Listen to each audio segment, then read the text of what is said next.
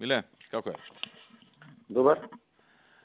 Како оди ова со Космос бе? Следиш таму? Да. Значи вака, мола? Што се случува таму? Сега одиме на тај помалиот објект. Ако успееме денеска да го срушиме малиот објект, значи баш онака како што зборевме со вас со вола, ама сега сум модерно ќе биде. Големи две машини обезбедивме од бетон. Тие се по 30 тонски. Ги сечат со модерен вол. Да. Немам буквално на тој систем, зашто да не правиме тендери глупости, значи се сечат столбовите, и кога ќе бидат исечени само со сајли, двата големи што се тие се кате пилари, ќе ги стрга столбот и треба зградата да падне. И така ќе одиме вертикала по вертикала. Денес околу, зависи кога ќе заврши сечењето, 5,5, 6, 7, ако успееме така ќе одиме со сите така ламели. И така за, не знам, зависи од сечењето, со 7-8 дена да завршим. Другата, така? Да, тоа е тоа. Видете, знаеш што е проблемот таму?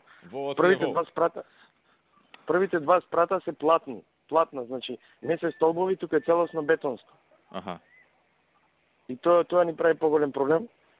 Ги зедов многу најаки камиони, се има уште некои камиони, 9 ги викаат тие, појаки малку, ама таков 1-2 биле, само да пробаме со вие, ако не од утре ги бараме и нив. Аха. Овие се од бетони граните имали исто такво, некој албанец работел на Значи до вечер за малата ќе се знае. Ќе се знае и за малата и за генерално за цел објект. Сега дојде од американска амбасада, загрижени за спроведувањето на законот. Заменик амбасадорот, зошто вака, зошто така. Тој беше ваш пратеник, па сега е со СДС. Он го финансираше А1, тврди дека е заради тоа. После викам он јавно призна дека имал грешка. Па вика да, јавно призна, ама дека не била голема грешката и дека ова све му е заради А1. И дека многу мала била грешката за 1 метар. Нели ти ми кажуваше дека била за цел спрат под земја? Метар и пол е, значи, над кота замина. Аха. А плюс има и дополнително стубови. Добро. Значи до вечер малата. Значи така очекуваме да биде. Ќе јавам онма, чим ќе биде ќе јавам онма.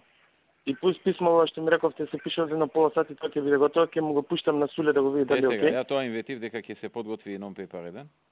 Да, тоа. И да го види, треба да е стручно објаснето. Они сигурно ќе ангажираат и нивни стручњаци во амбасадите да го проверат дали е законски, не е законски, така да треба многу да е добро подготвено. Кога ќе го подготват, прати му копија на Никола Поповски, еве го до мене е сега. Добро. На мене. На кој друг да видиме? Кој да го види? Никој имаш идеја уште кој да го види? И Горде и Нино од правен аспект. На Горде по мејл. На Нино е тука. Па дури после да го пуштам. Добро. Прати го и на македонски и на англиски. Па после со корекција утре ќе најдам ја тука како што да се организира да го добијат они.